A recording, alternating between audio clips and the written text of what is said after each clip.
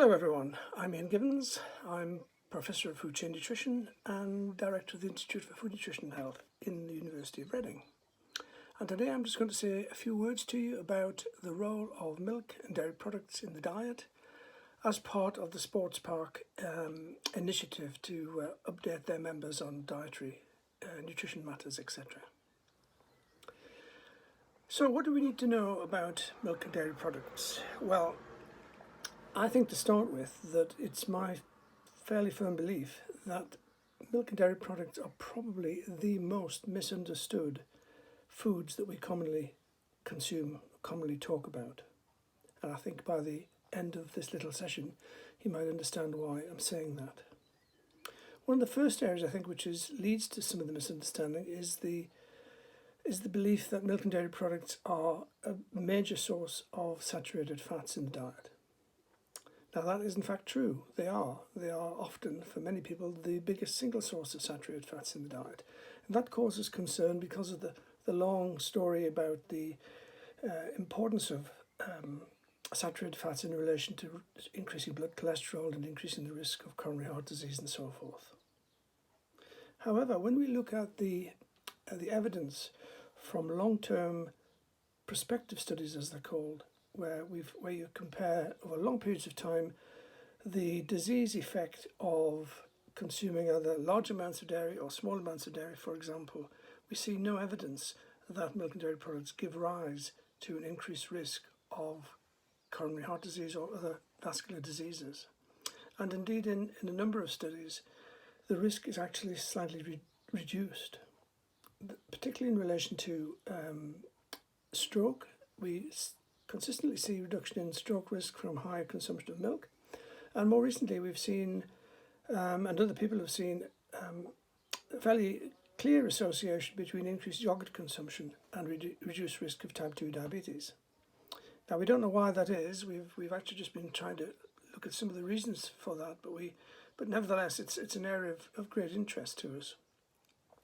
In relation to the cardiovascular diseases, there are now ideas and actually evidence coming forward that explain some of the either the null effects of milk and dairy products on cardiovascular risk, or indeed the slight reduction in risk associated with dairy products. One of the things is that dairy products, and particularly the proteins in dairy products, have a tendency to reduce blood pressure. And of course, high blood pressure is one of the high risk factors particularly for stroke actually, but for other vascular diseases as well. And so that may be one of the reasons why we see this moderation, if you like, of risk. The other thing, which again has come to light fairly recently, is what's the so-called food matrix effect. And this is particularly being looked at in dairy products, and particularly in relation to hard cheese. A number of studies now that have shown if people consume the same amount of dairy fat, the same amount of saturated fat, either as butter or as hard cheese, that what you then see is you see the normal predicted cholesterol response in the consumers of the butter, but you don't see that with the consumers of the cheese. And the cheese leads to either a moderated rise of cholesterol or no rise, or indeed in one recent study, a slight reduction in cholesterol. And the reason for that is probably complicated, but it seems that the matrix in the cheese, and that's probably the physical matrix protecting the digestion, absorption of some of the fat, and also the chemical matrix where some of the fat on digestion gets bound up with other components in the diet and isn't absorbed. So you get a low reduction of fat absorbed, a low reduction of saturated fat absorbed. It's still an area of research, but it's still the evidence on that in that area is now pretty strong. Now, one area that I may have mentioned before when we talked about vitamin D is the issue of diets in teenagers, and particularly, I say teenagers roughly from the age of about 10 to 20, the adolescent years. And those years, again, as you may have heard me say, are the years during which bone development is at its maximum.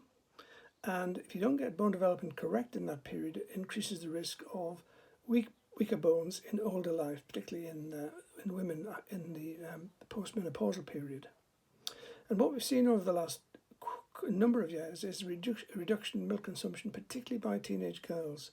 and this has given rise to, on average, a substantial reduction in the amount of calcium consumed, the amount of magnesium consumed, and also, I guess, the amount of milk protein consumed.